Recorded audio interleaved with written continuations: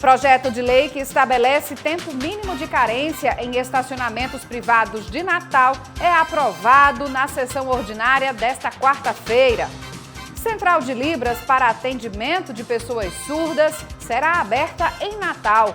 O decreto foi assinado nesta quarta pelo prefeito Álvaro Dias. E no Dia da Consciência Negra, negros ainda lutam pela igualdade de direitos e oportunidades. Os 24 anos da Casa Durval Paiva em prol das crianças com câncer são celebrados na Assembleia Legislativa. No estúdio, vou conversar com o vereador Fernando Lucena.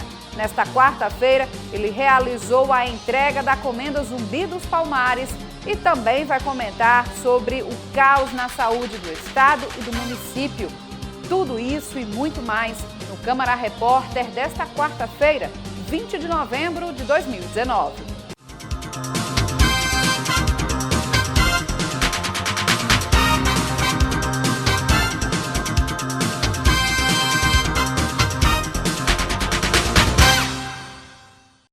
Olá, tudo bem? Você vai ver que na sessão ordinária desta quarta-feira, os vereadores aprovaram um projeto de lei que estabelece um tempo mínimo de carência nos estacionamentos privados de Natal. O pequeno expediente da sessão ordinária desta quarta-feira foi aberto pela vereadora Eleika Bezerra, que utilizou a tribuna para destacar o impasse que vem acontecendo com a Escola Municipal Quarto Centenário. Para onde vai o Quarto Centenário? É considerado uma das melhores escolas da rede municipal de Natal. Ela é super procurada. O IDEB é dos mais altos, ou seja, o índice de avaliação, né? Então, tem 3 alternativas que estão sendo discutidas. Uma, essa escola aí, para a Escola Padre Monte, que é uma escola estadual, e que no primeiro e segundo no expediente matutino e vespertino, tem 50 alunos matriculados e há informações que nem 30 frequentam. Mas o Quarto Centenário não aceita a ideia de dividir a administração de noite do Estado e de manhã da Prefeitura, do município. Uma alternativa. A outra é para Calazans, que é uma escola que fica ao lado da Policlínica. Ponto 2, é outra alternativa. A terceira alternativa é tentar negociar um acordo entre a UNP e a Prefeitura, levando para isenção de impostos que corresponderia ao custo deste espaço físico para esses alunos. Já o vereador Klaus Araújo falou sobre a participação dele na reunião do Conselho Estadual de Abastecimento que aconteceu na manhã desta quarta-feira. A CAERN está para pedir um reajuste tarifário de 60%. Isso nós não podemos. Nós primeiro temos que saber por que ele está pedindo 60%. Que justifica vai trazer. Que justificativa é essa para esse aumento absurdo, né? Primeiro que eu acho que é absurdo. Mas, de toda maneira, eu vou oficializar a CAERN através da Comissão de Planejamento Urbano da cidade para que ela tenha a oportunidade de me mostrar e aí vamos discutir. E também do vereador Klaus Araújo foi aprovado em segunda discussão o projeto de lei que estabelece o tempo mínimo de 15 minutos nos estacionamentos do município para idosos e pessoas com mobilidade reduzida. Dos outros 8 projetos da ordem do dia para serem apreciados e votados, 7 foram aprovados em primeira discussão. Após 6 anos de expectativa, as pessoas surdas vão contar com um atendimento exclusivo em Natal muito em breve. É que foi assinado nesta quarta-feira o decreto para a instalação da Central de Intérprete de Libras em Natal. A implementação foi mediada pela Comissão em Defesa dos Direitos das Pessoas com Deficiência da Câmara Municipal. Uma espera que durou 6 anos. A Central de Interpretação de Libras está prestes a começar a funcionar na capital potiguar. O prefeito Álvaro Dias assinou nesta manhã um decreto de instalação do serviço. As 2 centrais de Libras, que funcionarão nas zonas leste e norte, vão disponibilizar gratuitamente translado o intérprete da língua brasileira dos sinais. O decreto criando a Central de Libras aqui em Natal para dar apoio aos surdos, mudos, que não têm condições de falar nem de ouvir e que por isso precisam do apoio do poder público. Estamos criando aí a Central de Libras, que vai proporcionar intérpretes, pessoas para ajudarem eles quando quiserem se comunicar, falando ou escutando, e as pessoas traduzindo. O serviço vai fazer a intermediação da comunicação dos surdos e das pessoas com deficiência auditiva no atendimento dos mais diversos serviços públicos. É a única coisa que o surdo está precisando, se comunicar, porque ele entrou, ele está inserido na sociedade, né? Então ele vai numa loja, ele vai num médico, ele vai numa entrevista de emprego. Nesse momento ele está precisando só da comunicação. E eu estou muito feliz. Vai ser muito importante, vai abrir muitas portas. Os equipamentos chegaram em 2013, por meio do Plano Nacional de Direitos da Pessoa com Deficiência, mas nunca chegaram a funcionar de fato. Em 2018, vereadores integrantes da Comissão de Defesa da Pessoa com Deficiência convocaram reuniões e realizaram diversas audiências públicas para provocar o poder público e cobrar a efetivação do serviço. Uma luta que valeu a pena, da luta das instituições, do movimento social, das pessoas surdas aqui do Natal, que realmente fizeram uma verdadeira peregrinação para que esse momento acontecesse. As centrais de Libras não só será um equipamento que possibilita a acessibilidade dos surdos, mas é a garantia dos direitos fundamentais da pessoa surda. Agora as pessoas com deficiência auditiva, os surdos, vão poder serem assistidos aqui na nossa cidade, em todas as regiões de Natal. Então é um dia de comemorar. A Central de Libras vai dar condição para que os munícipes comecem a interagir com esse novo momento, não é? E além disso, nós temos que ir além disso.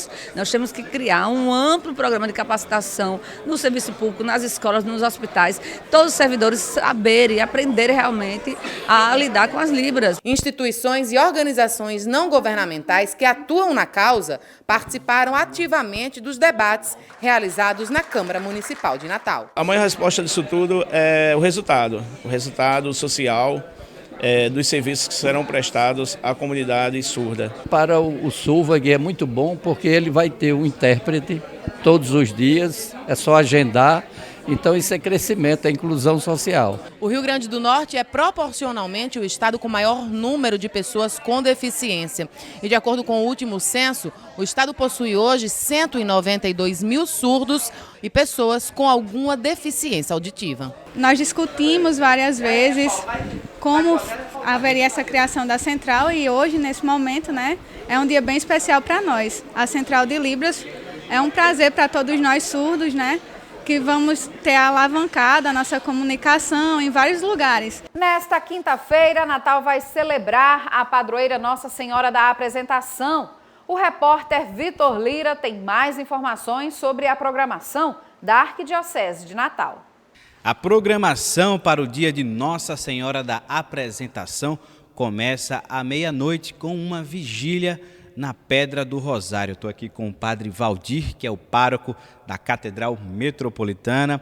Explica para a gente como vai ser essa programação. Muito bem, nós vivemos os 10 dias de preparação, de festa a este grande dia.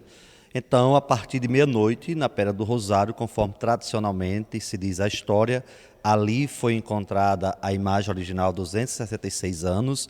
Nós teremos a vigília durante toda a noite, né, de meia-noite até às 5 horas da manhã, porque às 4 horas da manhã sai a procissão fluvial com a imagem de Nossa Senhora pelo rio Potengi, vai à Pedra do Rosário, a gente recebe a imagem e 5 horas da manhã pontualmente daremos início à missa tradicional da festa da Pedra do Rosário, aquele lugar onde se diz a história e foi encontrado o caixote com a imagem. Então, este é o primeiro evento do dia oficial de Nossa Senhora, mas a gente segue ainda com toda uma programação durante todo o dia.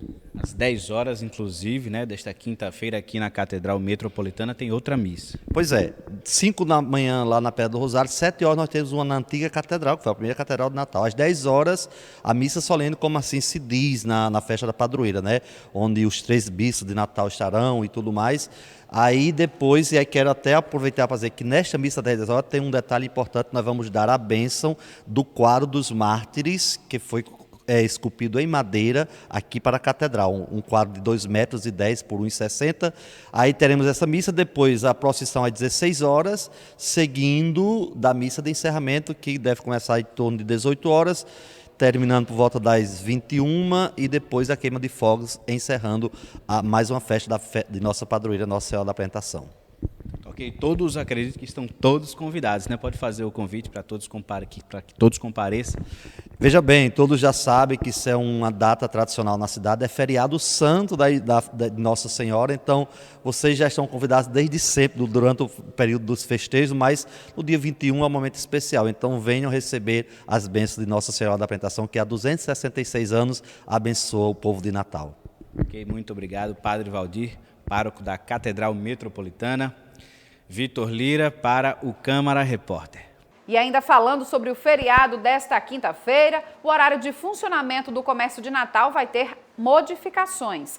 De acordo com a Câmara de Dirigentes Lojistas de Natal, a abertura do comércio de rua vai ser facultativa. Os supermercados vão abrir das 7 da manhã até as 9 da noite e os shoppings vão funcionar em horários diferenciados. Então, é bom consultar aí como é que vai ser essa abertura. E até esta quinta-feira, uma mobilização pelo clima reúne especialistas e ambientalistas em Natal. Edesiane Moreno tem mais detalhes. Até amanhã, 21 de novembro, acontece aqui em Natal uma mobilização pelo clima com o título 24 Horas de Realidade. Aqui comigo, Caleb Melo, o organizador do evento. Caleb, o que seria 24 Horas de Realidade? Bom, 24 Horas de Realidade é uma mobilização mundial que acontece já há quase uma década, liderada por Al Gore, que é o vice-presidente americano, que foi prêmio Nobel também com o documentário Uma Verdade Inconveniente. Então, nesse período de 20 e 21 de novembro, nós comunicamos, nós difundimos a educação ambiental a respeito do clima, das mudanças climáticas e qual o nosso papel frente às mudanças climáticas. E onde é que vai ser o evento aqui em Natal? Bom, aqui em Natal a gente vai transmitir ao vivo lá do Natal Shopping, do espaço Coworking do Natal Shopping. No dia 21 é dia de compartilhar isso com seus amigos, se você achou interessante, encaminhar esse conteúdo, né? No dia 22 nós vamos celebrar toda essa realização do dia 20 e 21 com um plantio de 200 mudas em parceria com a Prefeitura de Natal, com a secretária Daniele Mafra, através do programa Planta Natal. Quem quiser participar, como é que deve fazer? É pago o evento? Como é que eles devem, a quem eles devem recorrer? Tá, se ainda der tempo, dá um pulo aqui no Natal Shopping, assiste direto com a gente ao vivo, vai ter a participação de algumas pessoas importantes da cidade falando sobre o que está sendo feito na cidade em sustentabilidade, mas também pode seguir no Instagram os canais Caleb S. Melo ou TriID Legal. Que traduzindo é a identidade legal de árvore, né? Um aplicativo que registra árvores aqui em Natal. Caleb, muito obrigada, sucesso no seu evento. Muito obrigado. Edesiane Moreno para o Câmara Repórter. A história da Casa Durval Paiva, em prol das crianças com câncer, foi reconhecida em uma solenidade na Assembleia Legislativa. Atender crianças e adolescentes em tratamento contra o câncer e também as famílias dos assistidos, possibilitando a recuperação e uma melhor qualidade de vida aos pacientes. Essa é a missão da Casa Durval Paiva. A entidade completa em 2019 24 anos de existência e foi homenageada na manhã desta quarta-feira na Assembleia Legislativa, uma propositura do deputado Kelps Lima. A Casa Durval Paiva hoje é considerada uma das maiores organizações de terceiro setor do Brasil. É um case nacional e internacional. A Casa Durval Paiva atende a família. Ela não se preocupa só com a criança, com o paciente. Ela se preocupa com a família, com a infraestrutura, com o lado humano.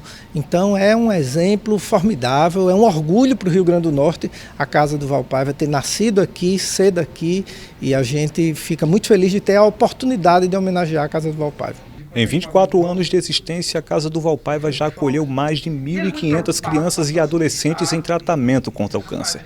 Um trabalho que ao longo dos anos se estendeu para outros municípios e até estados do Nordeste. A casa ela é um bem da sociedade, ela é da sociedade para a sociedade. E o fato da gente ser reconhecido, né, nos engrandece, nos deixa bastante alegres, né, e de dividir com todos, né, já que aqui é o parlamento, né, legislativo do Rio Grande do Norte, é dividir com toda a sociedade o que foi feito, o que está sendo feito, o que queremos fazer. Durante a cerimônia, 44 personalidades foram homenageadas com a entrega de placas e certificados pelo trabalho desenvolvido à frente da instituição. Um enorme prazer, né, em poder estar participando desse evento e ao mesmo tempo poder contribuir com esse grupo que faz um trabalho belíssimo aqui dentro da cidade. Sentimento de dever cumprido, né?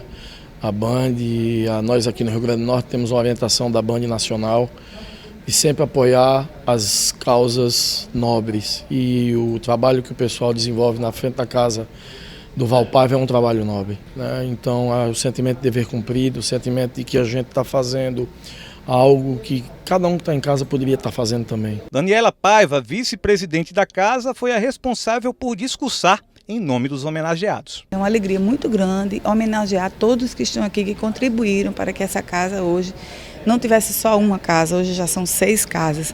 Então essas pessoas que estão sendo homenageadas aqui hoje têm totalmente importância no que a casa é hoje. Então é uma alegria e uma satisfação muito grande falar para eles, né, no dia de hoje.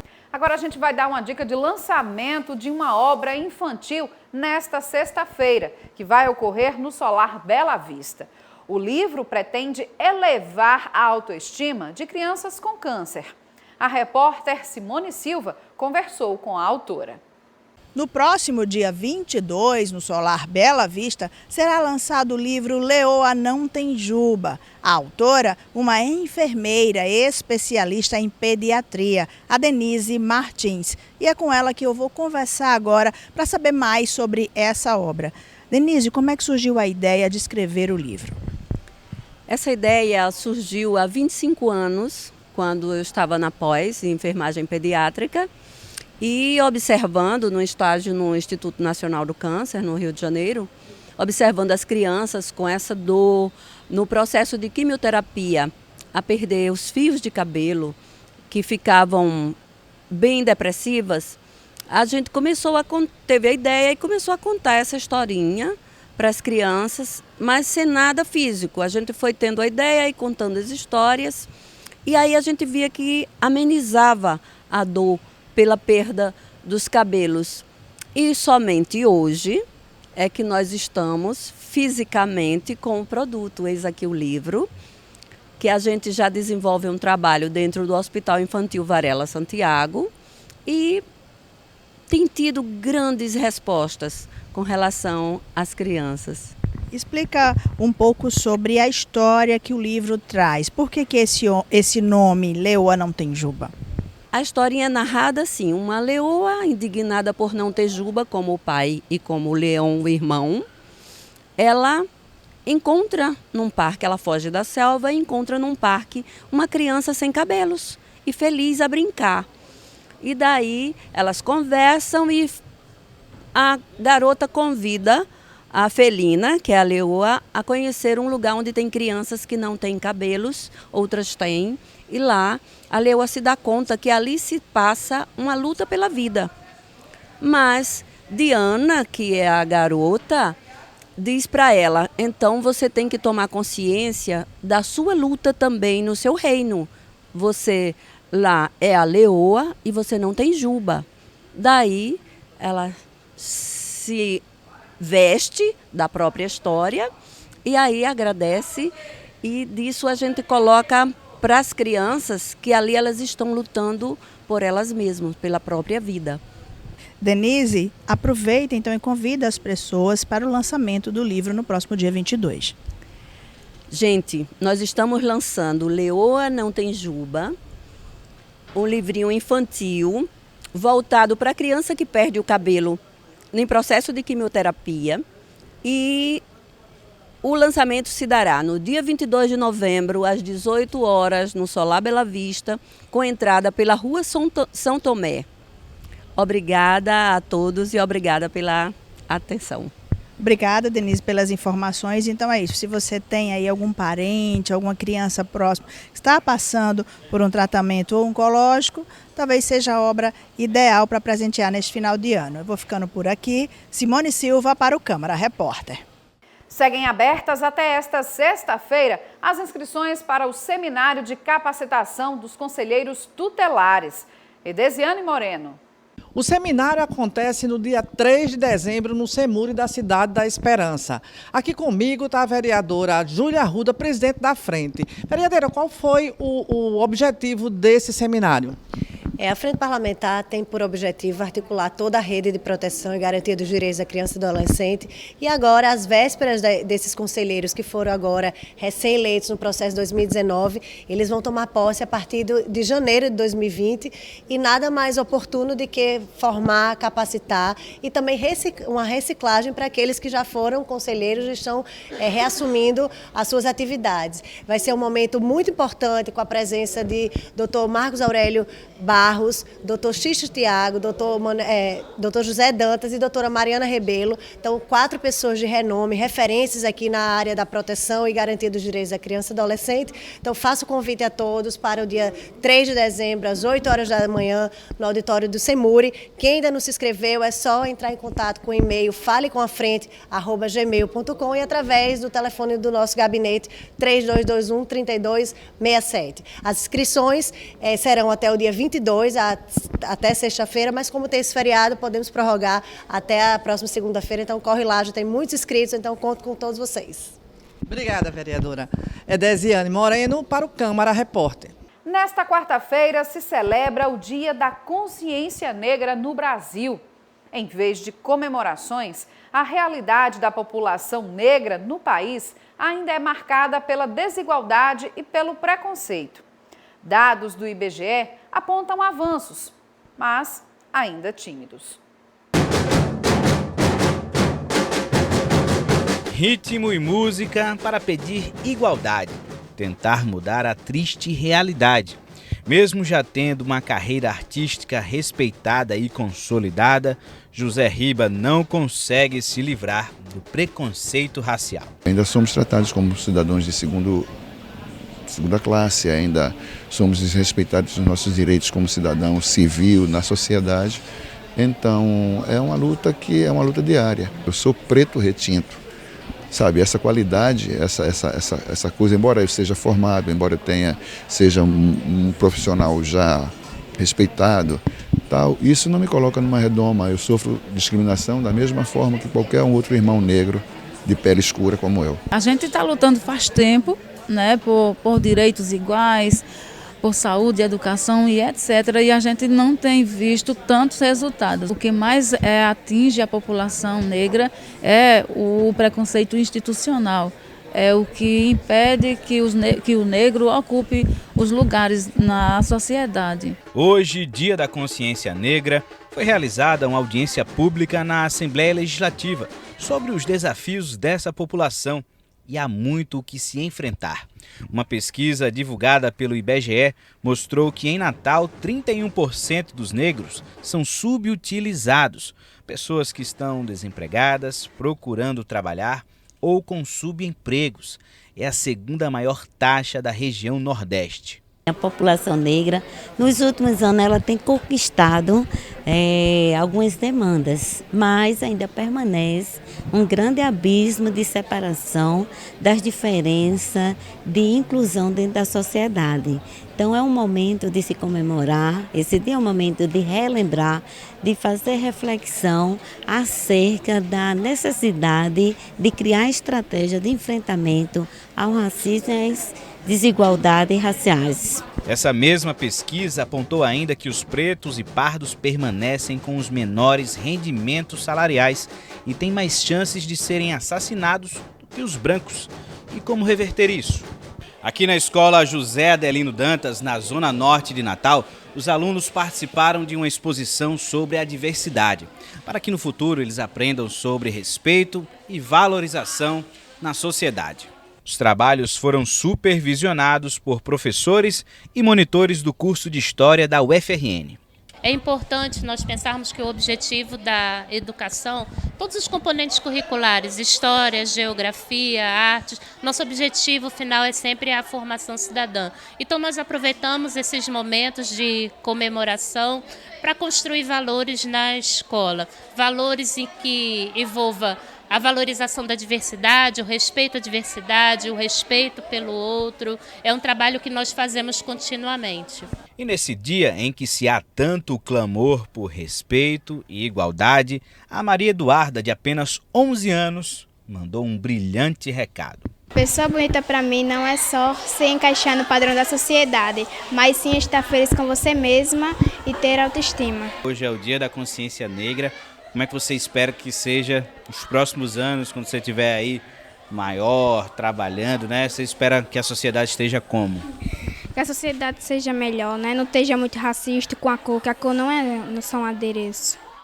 Realmente ainda é preciso muita luta para vencer essas desigualdades. E ainda continuando a falar nesse assunto, você vai conferir no próximo bloco uma entrevista com o vereador Fernando Lucena, que já está aqui no estúdio para conversar com a gente sobre o Dia da Consciência Negra. Até já!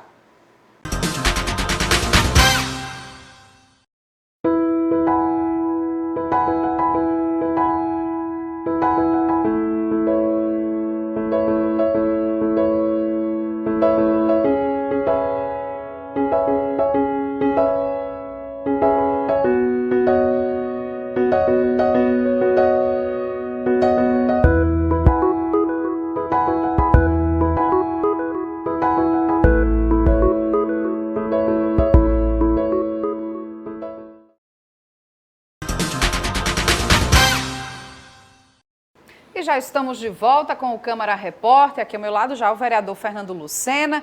Vereador, bem-vindo ao nosso jornal. Vamos fazer um bom debate. Tá certo. Vereador, há poucos instantes o senhor foi o propositor de uma sessão solene aqui na Câmara pela passagem do Dia da Consciência Negra, onde fez a entrega de comendas do Zumbi dos Palmares a vários movimentos. Por que é importante exaltar esse dia? Veja e bem, esses grupos? Veja bem, ontem nós entregamos antecipadamente uma das maiores atrizes brasileiras, Zezé Mota, lá no Espaço Cultural Rui Pereira, porque Zezé é enganjada, ela é uma das atrizes muito conhecida no mundo inteiro, 40 filmes premiados, foi premiada agora no Festival de Gramado. Portanto, é preciso a gente resgatar a história. Eu acho que a história com relação à escravidão no Brasil é muito mal contada. A história dos negros é contada pelos brancos. Não pode dar certo, não tem como dar certo. Então, o que nós precisamos ter consciência que foram 300 anos de escravidão. O Brasil foi um dos últimos países a sair da escravidão. Mostra que a elite brasileira, tanto lá como hoje, ela é muito conservadora. Nós não temos nada para comemorar. Essa é uma lei de minha autoria, criando o Dia da Consciência Negra, ia comer o Zumbi dos Palmares, e ao mesmo tempo um feriado, que a Fé Comércio entrou com a DIN e foi dada aqui pelo Tribunal de Justiça, está no Supremo Tribunal Federal. Você tem hoje 5 estados que nem de tradição negra, São Paulo é feriado, Alagoas é feriado. Né? Alagoas tem tudo a ver, porque ficava o quilombo Zumbi dos Palmares. Mas o que eu quero dizer é que o Rio Grande do Norte teve muita influência negra. Né? Aqui nós tivemos muitos enfrentamentos. E o que é que nós temos com relação a isso? O que é que se sabe sobre a escravidão do Rio Grande do Norte? Quem são os heróis? Então, essa né? proposta de um feriado seria para um dia de mobilizações e reflexões sobre essa data. Exatamente, que você assiste um filme e sai indignado como era a escravidão. Não é? Você assiste um documentário e sai indignado. Mas isso acontecia aqui, mas não pode. O racismo está presente, o racismo continua. Basta ver que um deputado quebrou, antes de ontem, na Câmara Federal, um quadro que tinha um negro e um policial. Isso acontece logo no Rio de Janeiro, o deputado é do Rio de Janeiro. Acontece todos os dias. Se vem 2 brancos e um negro, a polícia vai corrigir o negro. Nós sabemos disso. O racismo ele tem a pior fama. O que é que tem de pior no racismo no Brasil? É a disfarçatez. As pessoas fazem de conta que não é. Você é racista? Sou, não. Mas o negrinho, né? Mas o senhor acha que, enfim, os negros, né, as pessoas negras, elas reivindicam realmente seus direitos? Por exemplo, o racismo é crime, né? Passível aí realmente de prisão para quem cometer, enfim, um ato absurdo como esse. Mas o senhor, enfim, pelo que o senhor acompanha, os negros, eles têm essa consciência realmente de chegar e vir a reivindicar, ou ainda são poucos os casos de pessoas negras que realmente vão e enfrentam para tentar, enfim, lutar contra isso? São poucos, infelizmente, muito poucos. Você tem uma ideia, acontece algum fato isolado e a maioria das vezes o delegado ou a delegada sequer abre o processo. Porque o crime de racismo é um crime de flagrante, tem que ser preso na hora. E nós temos raramente, e todos os casos que foi aberto no Brasil, eu acompanho isso, houve 8 ou 10 condenações no Brasil inteiro. Isso acontece, crime de racismo, 10 por hora. 10 por hora no ônibus, na rua, na escola, no cinema. Chega 2 negros, chega um branco e um negro, maltrapilho, vamos dar um exemplo aqui. E entra no restaurante, quem é que vai ser botado para fora? Então, o racismo ele é flagrante.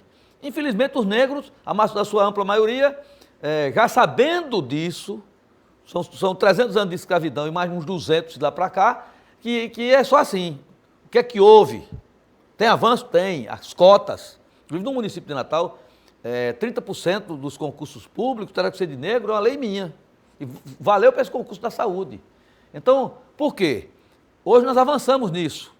O governo Lula, por exemplo, vou dar aqui como exemplo, com as cotas na universidade, com o ProUni.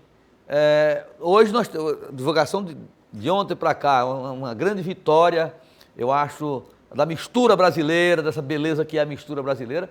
Nós temos hoje 50,55. Nas universidades hoje é de negro, a maioria. Nós conseguimos ultrapassar os brancos. Não é? Isso há 20 anos atrás era 20%, 15%. Então, com as cotas, com os ProUni, com os programas sociais implantados, os quilombolas hoje têm sua terra, graças ao governo do PT, governo do presidente Lula. Então, houve muitos avanços com relação a essa luta. O Dia da Consciência Negra da presidente Dilma decretou, eu acho que ela falhou, porque ela tinha sido feriado nacional. Ela disse que é o Dia da Consciência Negra. Mas os negros não têm nem um dia para parar, para pensar na sua vida e fazer uma reflexão, como você coloca muito bem, e me pergunta, e aí, os negros têm consciência disso? Olha, eu vou citar Mao Tse Tung. Mao Tse Tung dizia o seguinte, se o boi soubesse a força que tinha, não aceitava a canga no pescoço. Então eu estou falando com relação aos negros. Se os negros soubessem a força que tem, que pode se organizar, que pode fazer o enfrentamento, o quadro seria bem diferente. Vereador, e na solenidade que o senhor realizou na noite desta quarta-feira, como eu falei no início, o senhor homenageou vários movimentos, grupos, né, pessoas representativas do movimento negro, né, do orgulho da raça negra. É importante valorizar essas pessoas daqui também, não só de Natal e da região, exatamente para dar essa visibilidade. Exatamente, eu acho que os grupos, nós temos muitos grupos, o pessoal está muito bem organizado, apesar das dificuldades que são muitas, mas o movimento negro é organizado nacionalmente, né? E isso é muito importante que a gente faça esse debate, homenageie aqueles que lutam em defesa da raça negra. Ninguém hoje no Brasil pode se dizer que é totalmente branco, né? Eu venho de uma família que meu pai era negro e minha mãe era branca do Seridó. Minha família totalmente racista da minha mãe e meu pai era negro e comunista, imagina. Negro e comunista. Por isso que eu faço essa defesa tão firme, porque eu sempre achei que meu pai tinha razão. Não é? Eu sempre achei que meu pai tinha razão quando ele disse que somos todos iguais, não há diferença nisso. E eu acho o racismo é uma coisa tão deplorável, mas tão imunda, tão nojenta, que nós temos que repudiar ela em todos os lugares, em todos os momentos. Eu não aceito na minha frente esse tipo de provocações com relação aos negros. Não aceito porque eu acho que teve até o Martin Luther King, que foi um negro, um líder americano negro. Eu até não sou muito fã desse cara não, porque é muita demagogia com relação a ele. Mas disse algumas verdades. Uma que ele disse foi o seguinte, e se Deus for negro? Essa é uma pergunta que nós não sabemos responder. Eu pergunto aí para quem está nos assistindo. Você aí que é racista, que crê em Deus, e se Deus for negro, você vai fazer o quê? Tá certo, vereador. Como diz aqui na Câmara Municipal, nas sessões ordinárias e nas comissões, acompanhe o relator, mas agora mudando de assunto, porque também tenho, enfim, sangue negro nas minhas veias. É verdade. Mudando de assunto, falando da saúde pública, o senhor como presidente da Comissão de Saúde da Câmara Municipal aí tem atuado fortemente junto com os demais vereadores da comissão nas fiscalizações e uma pauta constante nesse segundo semestre tem sido a preocupação aí com a possibilidade do fechamento do Hospital Rui Pereira, já participando inclusive de reuniões na Secretaria Estadual de Saúde. Vereador, como é que o senhor vê o encaminhamento dessa situação dos pacientes diabéticos, né, vascularizados que precisam desse atendimento do hospital? Será um retrocesso gigantesco se acontecer isso.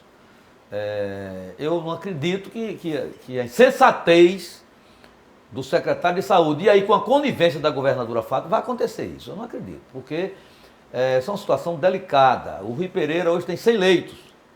Você sabe o que é 100 leitos hoje para o povo do Rio Grande do Norte? Nós temos 1.000 a menos do que 2010. 1.000 a menos, como é que fica isso? Isso no setor público e no setor privado. A crise de leito hospitalar, tanto de UTI como comum, é grave nos dois setores, tanto no setor público como no setor privado. Olha, fechou o PAP, fechou onde é o Rui Pereira, que era um hospital, o Itorne, fechou o médico cirúrgico. Isso no setor privado, e no público vem fechando o hospital, vem fechando a unidade de saúde. E o que a gente vê é o crescimento da população. O SUS agora levou uma grande pancada. As pessoas não estão entendendo o que é que Bolsonaro quer fazer, tirando o DPVAT. O DPVAT, ele repassa para o sistema de saúde 4 bilhões e meio. 4 bilhões e meio. E vai deixar a população a ver navios. Como é que vai ficar? Você vem no seu automóvel, acontece um acidente, morre uma pessoa, e aí você vai pagar quanto? Porque existe a indenização. Existe a indenização para medicamento, para leito hospitalar, e por morte e por invalidez. Então o SUS vai ficar sem o dinheiro do DPVAT, que 45% do DPVAT vem para o SUS, ele vai ficar sem o dinheiro do DPVAT, vai assumir as despesas do acidentado, a Previdência vai assumir a invalidez das pessoas, e aí? Olha que maluco, olha, quando eu digo que esse presidente da República é a besta fera, não estou brincando não, que alguém que faz tanto mal ao povo e ao povo pobre, só pode ser um agente muito do mal. Mas na gerência aqui do Estado, vereador, inclusive porque a governadora também é do seu partido, do Partido dos Trabalhadores, como é que está sendo, assim, o senhor do partido colocando essas críticas para uma gestora do seu partido, como é que fica essa situação? E dentro do que o senhor analisa aí, além, obviamente, da política nacional que interfere na transferência de recursos para o Estado, ainda há uma dificuldade de gerenciamento da realidade estadual? Existe. Por que eu sou do PT? Porque o PT é um partido democrático. É um partido que o filiado ele faz o debate interno e as divergências são colocadas publicamente quando tem que ser. Não é porque é a governadora do meu partido que eu vou dizer que ela está certa. Ela está errada. O secretário de Saúde está errado. Eu acho que não tem partido acima da saúde do povo. Não existe partido acima da saúde da população.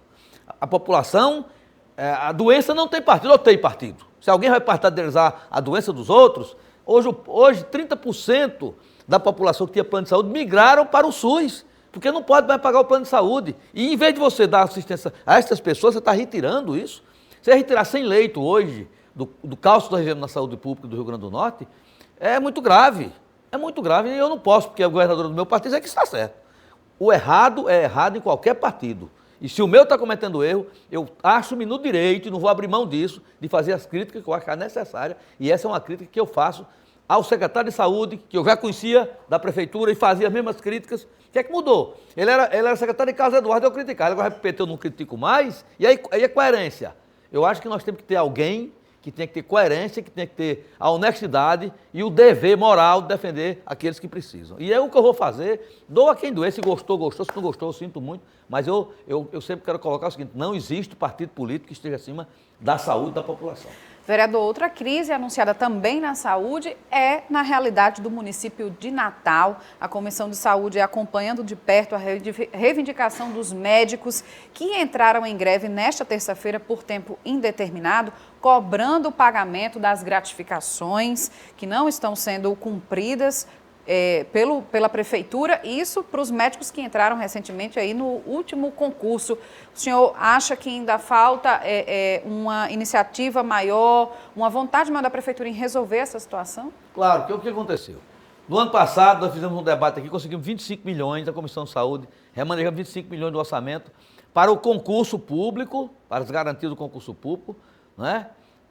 E o plano de carreira dos médicos. O que é que aconteceu? Você hoje tem 3 médicos com 3 níveis de salário. Primeiro, os que entraram, primeiro tinha R$ 3.800 de salário, mais R$ 3.800 de gratificação que está no edital, portanto é um direito daquele médico.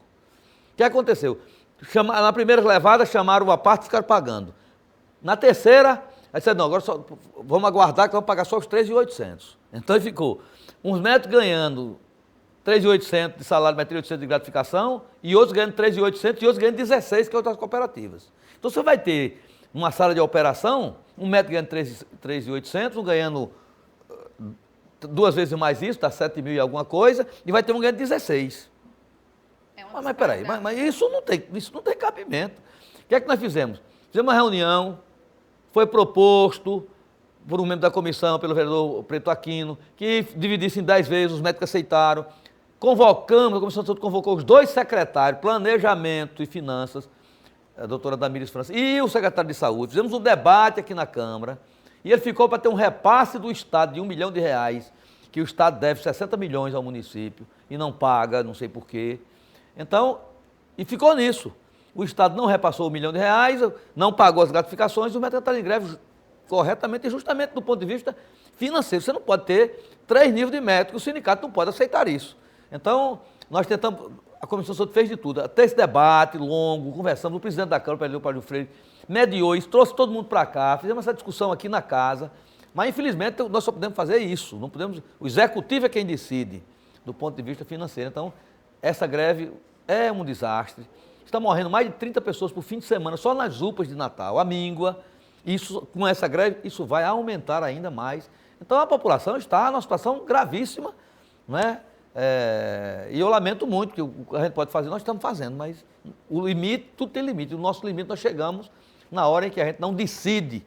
Quem decide é o prefeito que tem a caneta na mão, e esse resolveu deixar para lá, e quem está pagando essa conta é a população que precisa da saúde. Infelizmente. Vereador Fernando Lucena, eu agradeço a sua participação aqui no Câmara Repórter para comentar esses assuntos importantes na pauta da sociedade, né? O combate ao preconceito à pessoa negra e esse problema sério da saúde, tanto no Estado quanto no município. Muito obrigada. Eu que agradeço o espaço e vamos fazer esse bom debate aqui. Toda vez que é empresário, tu as ordens aqui, viu? Muito obrigada. E essa edição do Câmara Repórter fica por aqui. A todos, obrigada pela companhia. Eu desejo um ótimo feriado aí, abençoado por Nossa Senhora da Apresentação, padroeira de Natal, nesta quinta-feira.